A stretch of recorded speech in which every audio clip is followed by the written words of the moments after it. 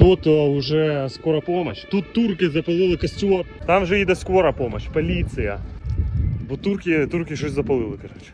Ну, це про Німеччину коротко. Якщо у нас там траву палять, ля-ля-ля, там охоронець якийсь за порядком. Вже там декілька машин, поліція, пожарка, скора помощь. Без приколів. Вертольот тільки що летів. Ля-ля-ля-ля-ля-ля-ля-ля. Просто во дворі кострик.